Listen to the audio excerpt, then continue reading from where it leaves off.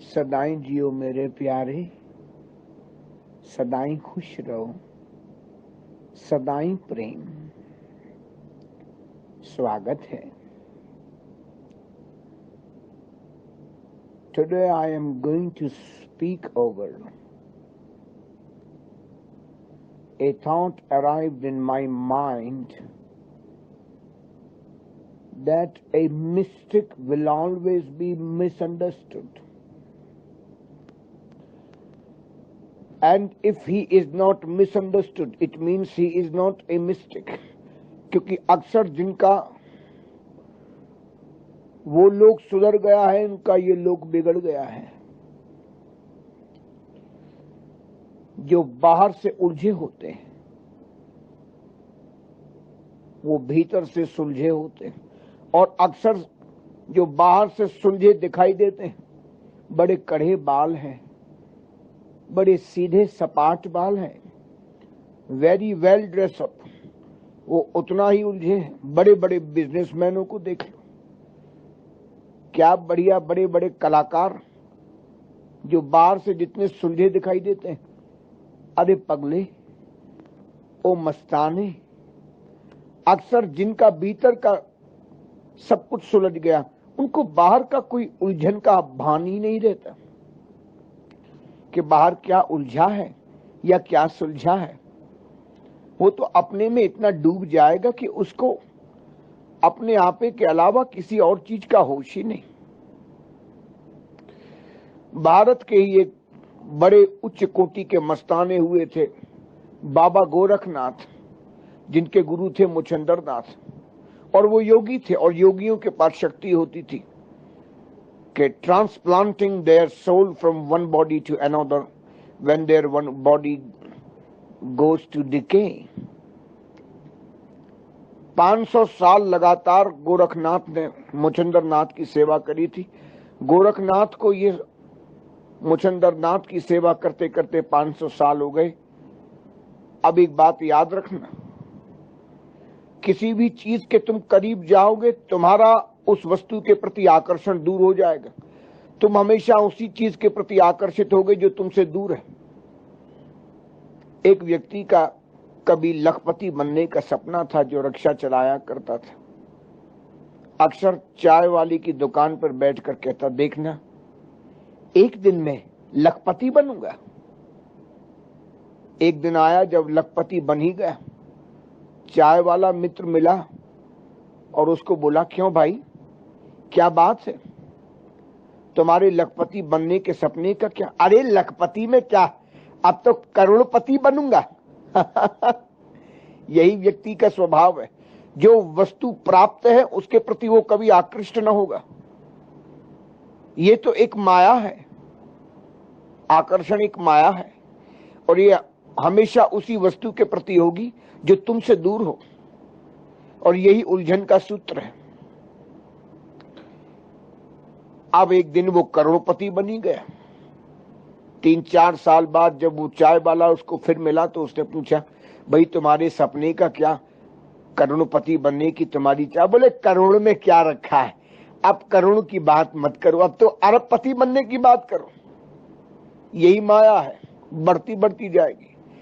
गोरखनाथ को मुचंदर तब तक प्यारे थे जब तक मुचंदर का सामीप्य न पाया था। अब गोरखनाथ को मुचंदर नाथ मिल गए तो मुचंदर नाथ के प्रति मोह भी कम हो गया। जैसे दाम्पत्य के शुरुआत में पति पत्नी के बीच का एक क्षणिक आकर्षण केवल एक अवधि विशेष तक रहता है, और थोड़े समय बाद ही वही वस्तु आम हो जाती है। नई घड़ी या नया चश्मा या नई गाड़ी तभी तक प्यारी लगती है जब तक नई थी। कहीं गिर न जाए हाथ से छूटकर फोन, एक स्क्रैच न पड़ जाए चश्मे में, गाड़ी में कोई दराच ना आ जाए, खरांच ना आ जाए, कोई टांच ना आ जाए। और जैसे जैसे वो पुरानी होने लगती है, फिर तो उसका गिरना या खरोंचे लगना या टांच आना आम बात हो जाती है। या यही हुआ, गोरखनाथ को मुचंदर नाथ आम लगने लगे। अब मुचंदर नाथ जहां जाए वहां पर प्राइमरी लेवल की बात करें। अब एक बात याद रखना, कोई बहुत पढ़ा लिखा व्यक्ति सामान्य कैटेगरी के विद्यालय में जाता है और बहुत ही सामान्य सी कक्षा में सामान्य सी बात कहता है उनके स्तर के अनुसार, तो इससे उसकी अवस्था का भान लगाना मूर्खता होगी। वो न जाने किस अवस्था पर है। कोई अरबपति व्यक्ति अपनी जेब से 50 रुपए निकाले तो उसकी औकात 50 रुपए मत समझ लेना, उसकी अवस्था तो उससे कई हजार गुनी ज्यादा है।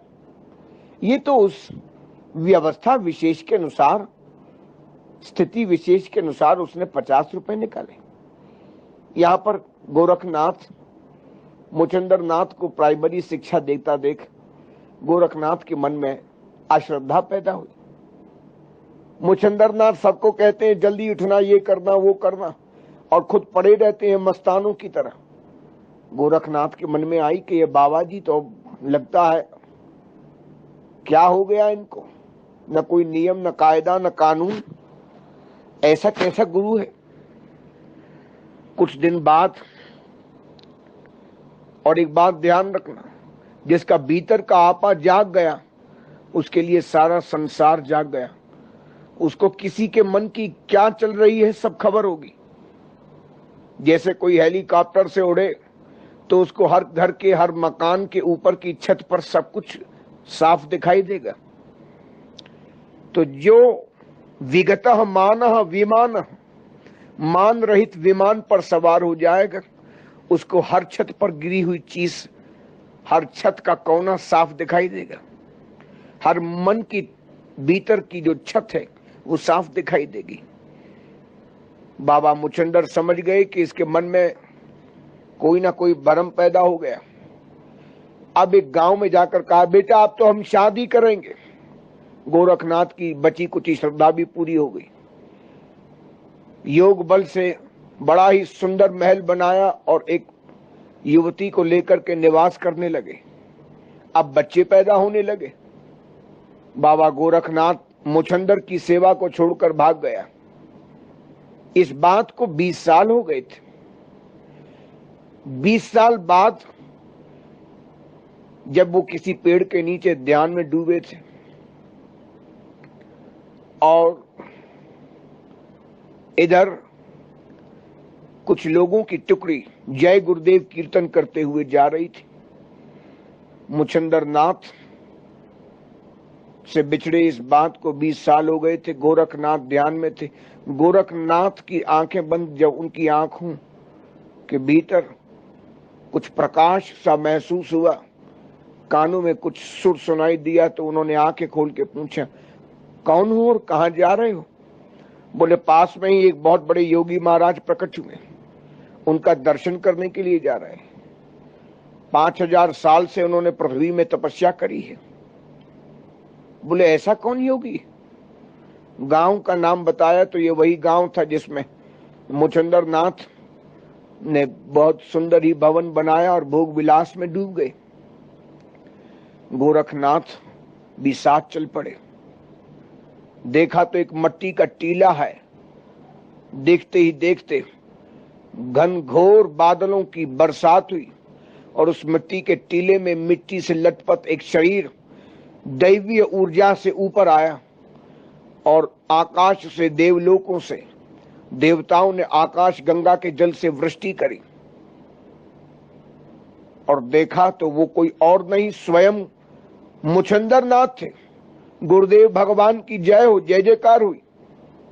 गोरखनाथ को हैरानी कि ये क्या, 20 साल पहले तो मैंने यहां पर उनको महल बना करके भोग विलास में डूबता देखा था और 500 साल उससे पहले से मैंने उनकी सेवा की। भला 5000 साल से ये जमीन के भीतर कैसे? एक एक करके सब आने लगे। जोर से हाथ मारा, बच्चा क्या हो गया तेरे को? गोरखनाथ हाथ जोड़कर खड़े हो गए। बोले, गुरुदेव मैं कुछ समझा नहीं। बोले, बेटा अभी तो तूने इतना ही देखा, इतना और खोदेगा तो तेरे को मिलेगा मैं 10,000 साल से बैठा हूं, उतना और खोदेगा तो मैं तेरे को 15,000 साल से मिलूंगा। खोदता जा। ये याद रखना, a mystic will always be misunderstood. मैं हवा हूं, मुझसे क्या नजरें मिलाओगे, महसूस ही करोगे पर छू न पाओगे, कागज का ये लिबास तुम बदन से उतार दो, आंसू पिघल गए तो कहां मुंह छुपाओगे, आए ना हो तो रहो सिर्फ एक हाथ में, इधर उधर में कहीं टूट जाओगे, मैं हवा हूं, मुझसे क्या नजरें मिलाओगे। कहने का आज का सारांश यही है, एक जगह टिको, एक जगह डूबो, गहराई में डूबो और एक स्थान पर जमना सीखो। गोरखनाथ को यह भान हो गया कि योग माया क्या है। माया तो संसार की माया, योग माया बोले योगी के द्वारा बनाई गई अपने योग की संरक्षा के लिए ही एक सिक्योरिटी की कवरेज ही योग माया है। अब कोई लोभी व्यक्ति आ रहा है तो वो मूर्तिमान लोभ है। महापुरुष समझ गया, उसने ऐसा लोभ दिखाया कि उस लोभी ने सोचा बोले ये तो मेरे को ही ठग के खा जाएगा, वो डर करके भाग गया। कहने का तात्पर्य है ये कांटों की बाढ़ है। अरे पगले, इस लीला को जो समझ गया उसको संत में भगवंत मिल जाएगा, उसको उस फकीर के भीतर खुदा मिल जाएगा, उसको उस फकीर के भीतर अपना आपा मिल जाएगा, अपना प्रकाश मिल जाएगा। यही जीवन का सार है, यही याद रखना।